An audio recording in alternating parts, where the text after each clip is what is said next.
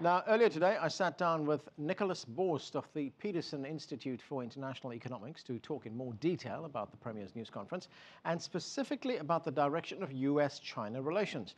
I began by asking him about the current row between the two countries over hacking and cyber espionage.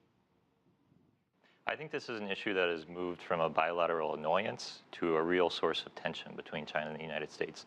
And you can see that in the way that the White House has elevated its rhetoric around cybersecurity. Before, it was sort of unnamed state supporting actors, and now they're directly naming names. You had Tom Donilon come out and directly criticize China on the issue of cybersecurity.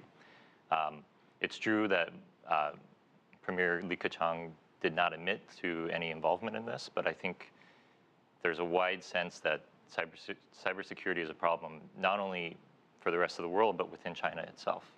He appears to have left the door wide open there because he did say at that news conference, as we've just heard just now, that these accusations are groundless, but the United States and China don't need to be focusing on this. We need to be focusing, as he called it, on practical issues that improve the relationship.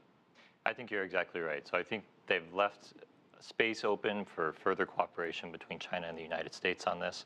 You know, maybe there could be some joint involvement on new measures to promote international cybersecurity standards. That would be a positive step forward for the relationship.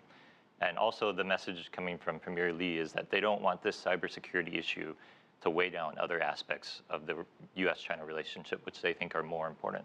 Okay, let's look at the new foreign policy team in China. There's a new foreign minister. The outgoing foreign minister becomes a state counselor, which is in effect the country's top diplomat, and would, I would imagine, be the man that Washington would be interacting with most.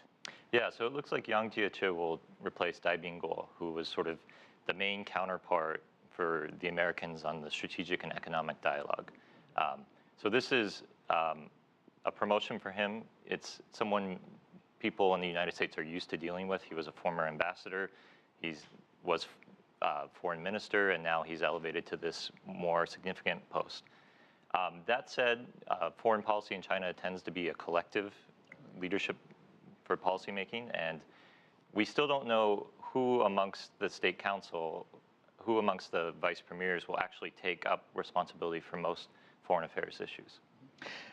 In one sense, the United States has already played its card as far as the relationship with China is concerned. It's announced the so-called Asia pivot, where it will increase its military presence in the Pacific, or rather rebalance it, as they call it here in the United States. How do you think China is going to respond to that? The initial reaction to the Asia pivot has not been especially positive. And I think that's partially because so much of it is focused around the military maneuvers. But there's also an economic side to the Asia pivot. And I think here you could see a more positive reaction amongst China.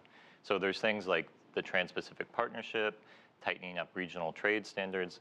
I think those open the possibility for US and China cooperation rather than the security area, which tends to be zero-sum, one side wins, one side loses.